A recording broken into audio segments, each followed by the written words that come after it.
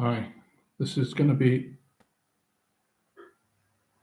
about Edward Wayne Edwards. I'm going to share my screen. Check the window. Okay.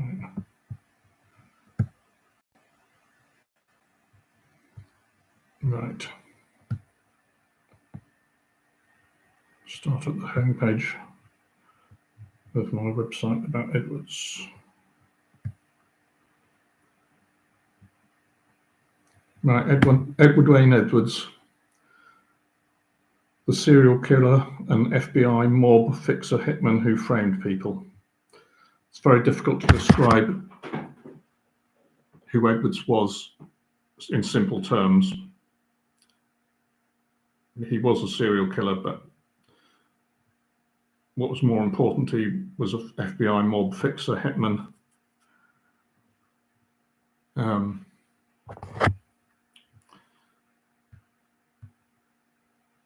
Okay.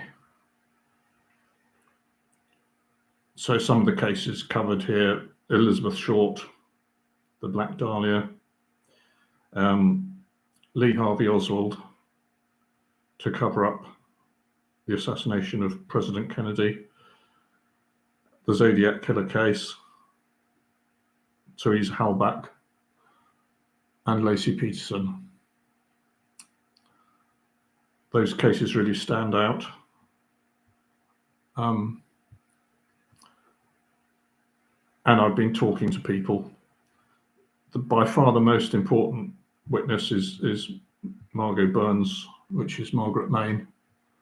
And then more recently, Margene Morrison also knew about Edwards. She was terrorized by him way back in the time of Nixon. Kimberly and Sturgell didn't. She's the daughter of one of the Zodiac victims. And it's quite recently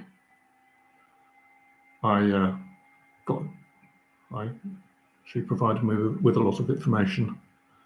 It even has interesting links also to John F. Kennedy's assassination, which is why I found it particularly interesting. But it's very key to understanding the Zodiac killings. Okay, this is a trailer for. You can see.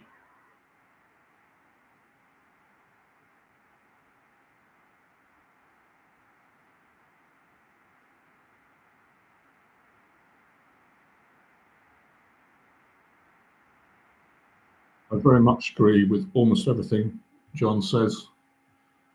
The only thing I wouldn't be quite sure about is whether Edwards actually killed Hoffa personally. What Margaret witnessed was them discussing the assassination a few years in advance of it actually happening, so it was anticipated. So Edwards certainly would have been aware of that it was going to happen.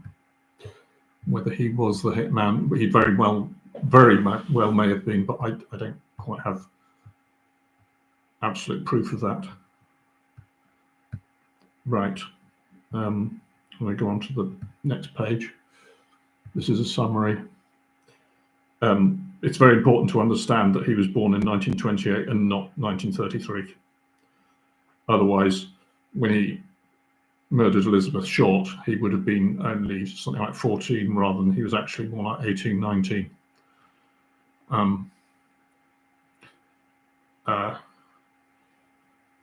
When you go back to his childhood, it says his mother died. He actually pulled the trigger because she was in enormous agony. And that, I think, was a very formative experience. It probably turned into the psychopath he was.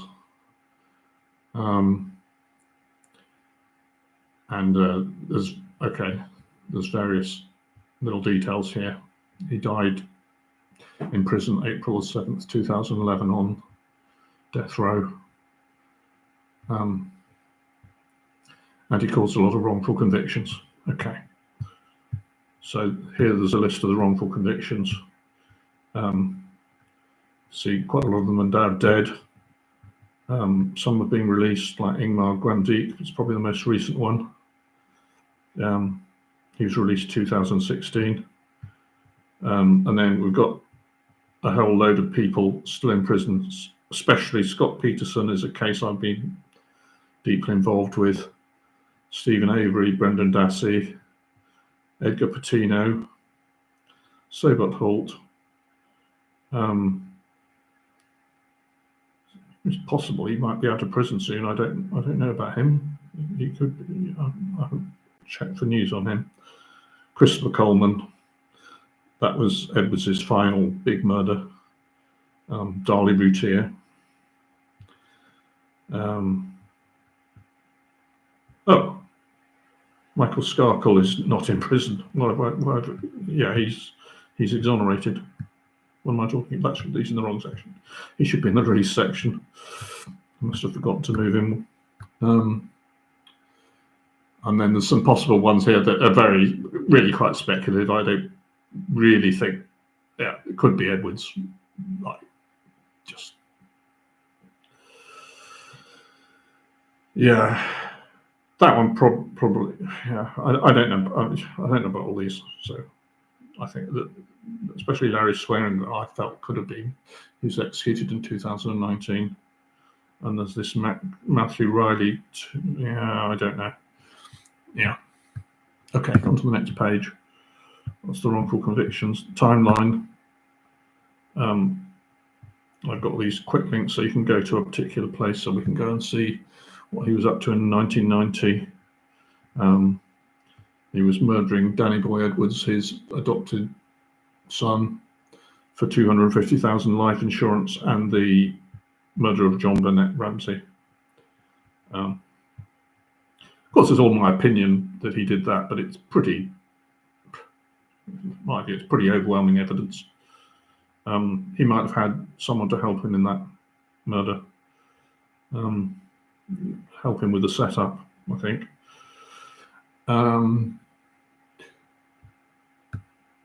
That's another thing to understand. He didn't work alone, especially in the Lacey Peterson case. He was using drug addicts, so he had a whole network of drug addicts who he was probably supplying, and he could get them to do things. He could manipulate them.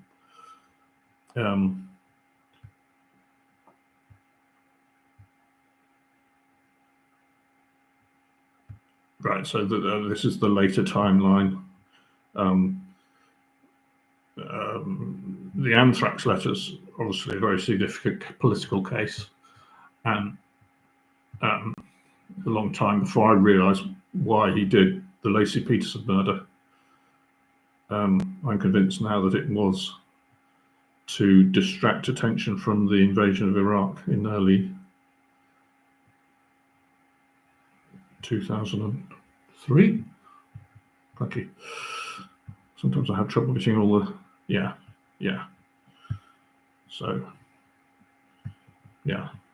So he abducts Lacey Peterson in December 2002, just as the whole build-up for the invasion of Iraq is starting.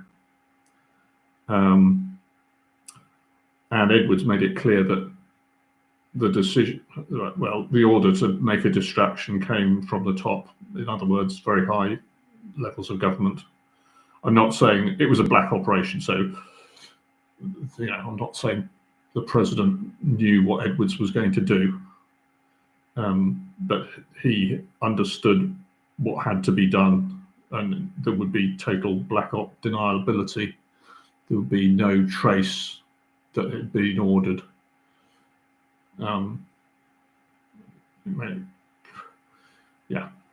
We don't. I have no idea how he decided that that's what needed doing, but he understood that there was a need to distract people from the invasion of Iraq, similar to to prevent anything similar to as happened with Vietnam protests. Huge, large-scale protest clashes with police. Maybe more people would have died if he hadn't done it. But that's an end justifies the means situation. Right. So that was a brief tour of the timeline. I won't go through recent developments. I've got a personality section that needs a bit of work on it there. Links is to other sites like John Cameron's site. Yeah, various things.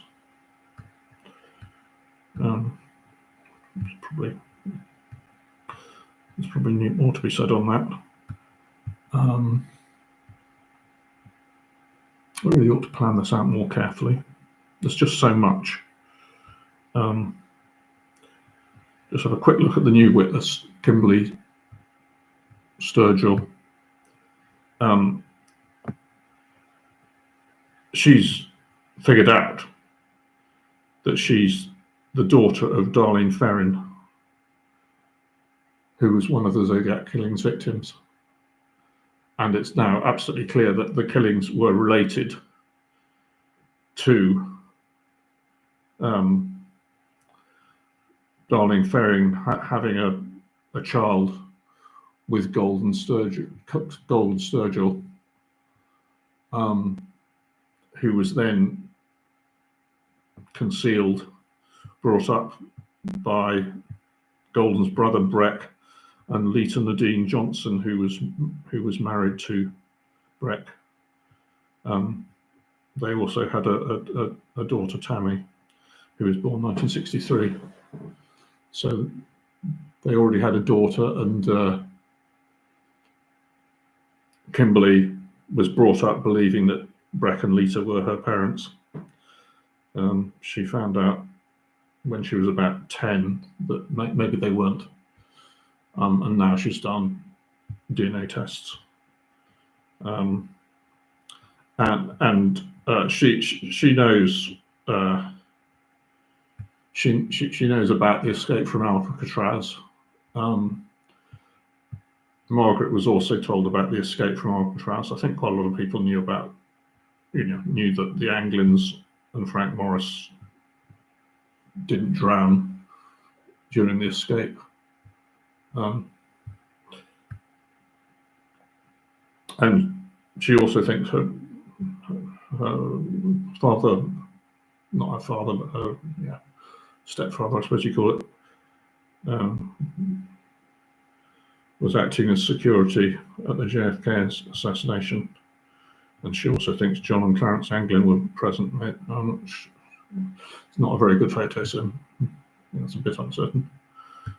And then this is the key fact, really, that shows what was going on. Sherry Jo Bates and Donna Lass were flown up to Washington State to deliver Kimberly in a trailer. So this really explains, to a large extent, the Zodiac killings.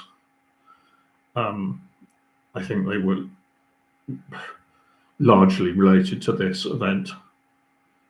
The final murder, the final confirmed murder with Paul Stein would be something to do with something he knew about this. So, maybe he drove them to the airport where they were flown up to Port Angeles.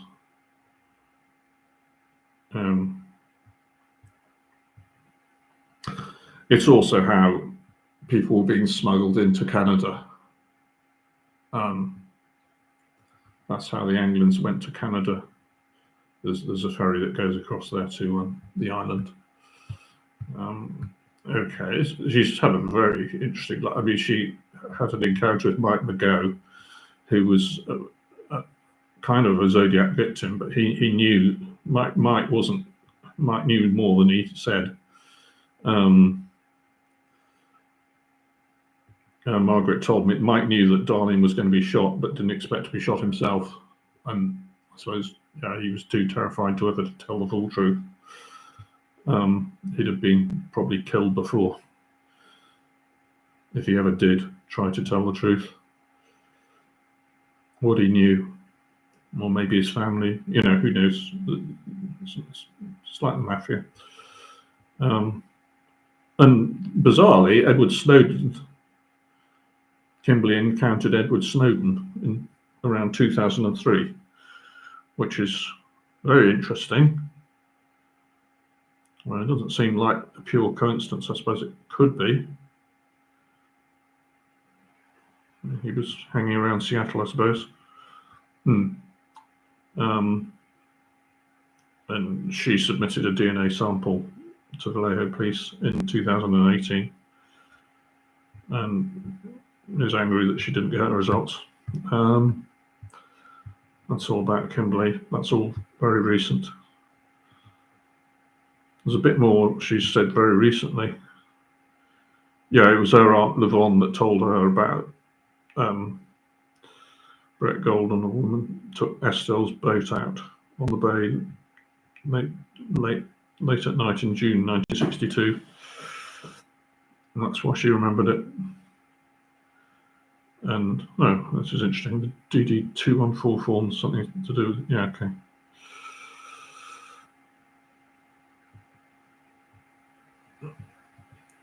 Handwriting forgeries. I haven't even quite processed all this.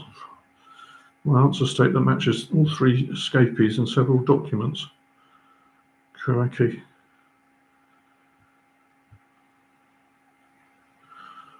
So she's heavily involved with the Anglins and frankly Morris. One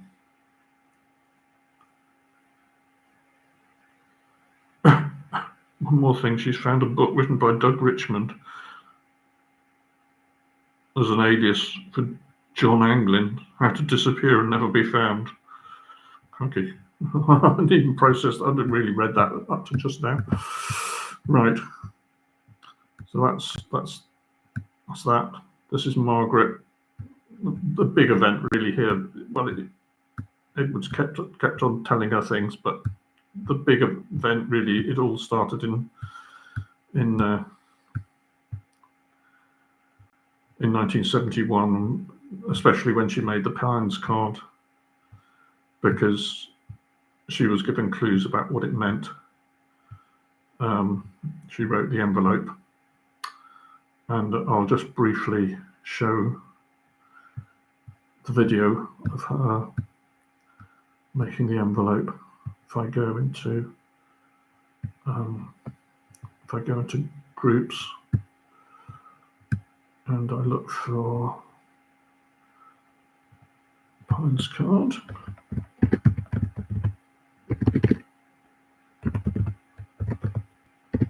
Oops.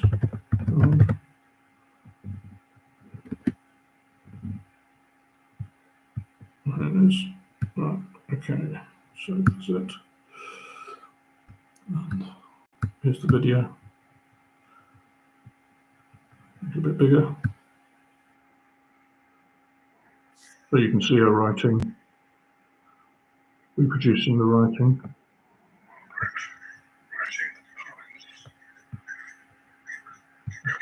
Move on a bit. Like that. Right, okay, that'll do.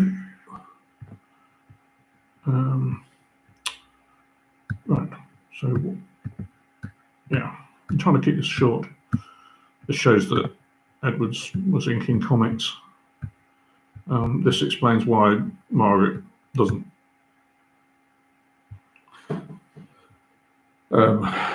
She's got a medical problem, adrenal insufficiency, which is important. Which is why I speak for her.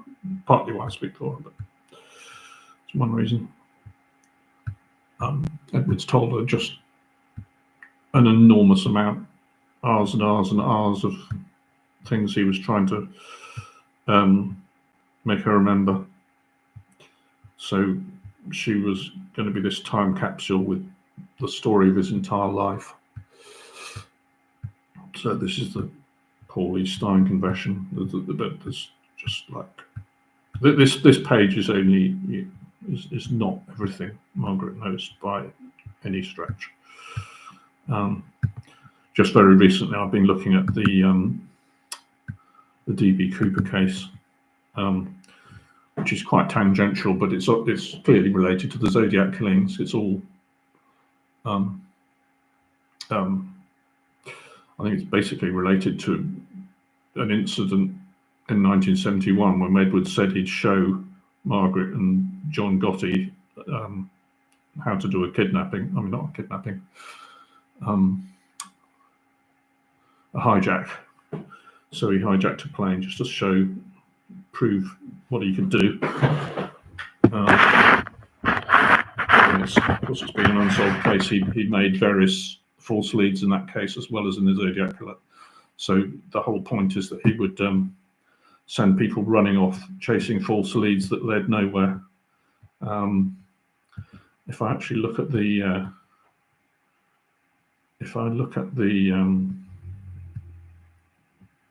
there's a nice little video that shows that on the Facebook page.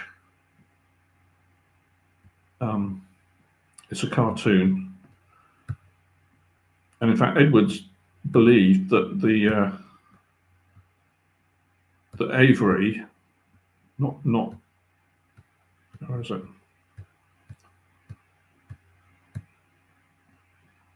Here it is. George the Fox false leads. He thought Tex Avery may be his father. Whether that is anything to do with why, I don't know. It's strange. Avery name comes up again there. But basically, the whole point is that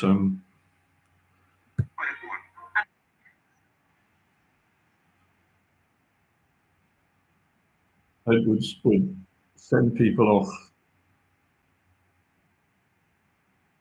chasing false leads. And both the Zodiac killer case and the D.B. Cooper case are just like that. So it's Edwards making false leads for people to follow. Certainly when he arranged money to be found planted on this beach, and that created a false lead that led nowhere. And the people who investigated that still think it was one of the guys linked to that. But of course it wasn't. He was too young. He would have been 28, and the D.B. Cooper was something like over 40. Edwards would be 42, I believe. Right, this is something new I found recently on the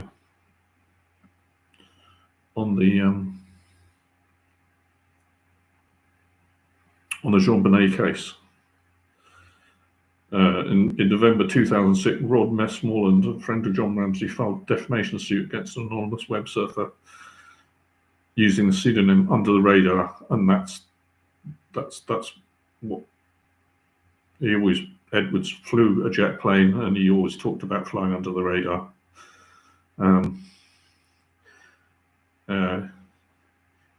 He would do things like fly John Gotti around.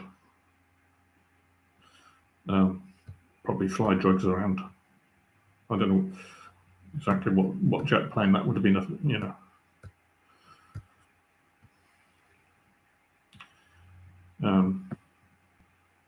And yeah, we've also got that Cherry Joe Bates and Donald Ass were flying up to Washington. So it all fits together in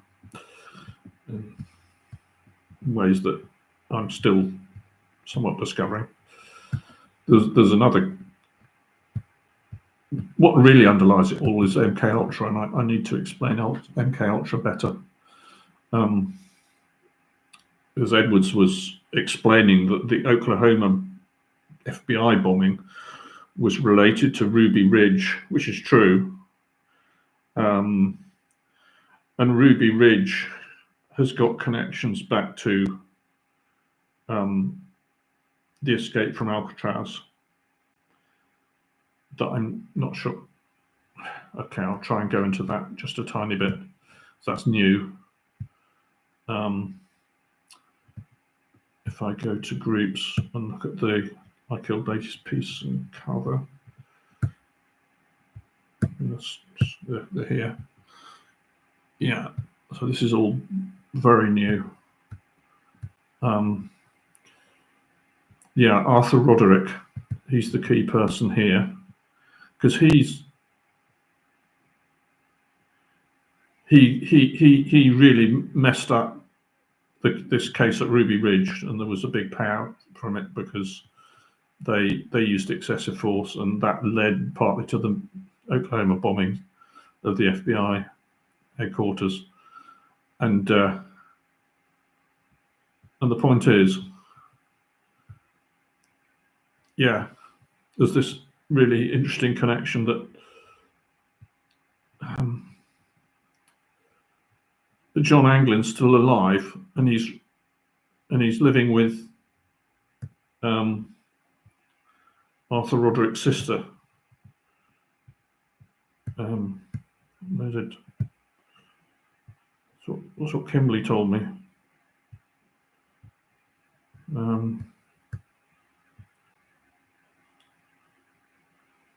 I mean, MK Ultra is all involved with everything. It would be to do with the murder of Dr. Jeff McDonald's family, and the framing of Edgar Patino is very likely related to covering up the McDonald case, because that was around the time it was up for appeal by the Innocence Project. Oklahoma bombings, the Anglins, Ruby Ridge, Unabomber. It's MK Ultra was related to all this. MK Ultra was a program that got out of control.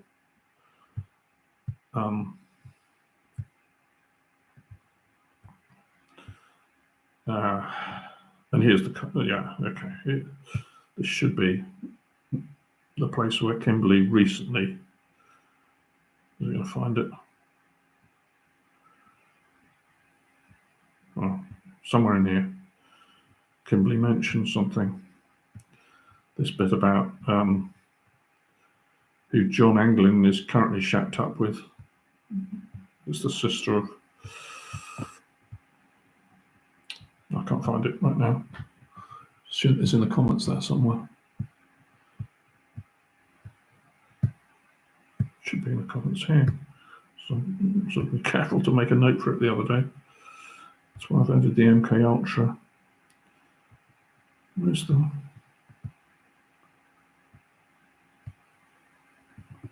Oh yeah, here it is. Yeah, John Anglin called Eugenia McGowan to arrange a meeting with the US Marshal's Office. And it was Arthur Roderick from the FBI who was the lead investigator. And Arthur's sister, Alita Roderick, is now John Anglin's girlfriend.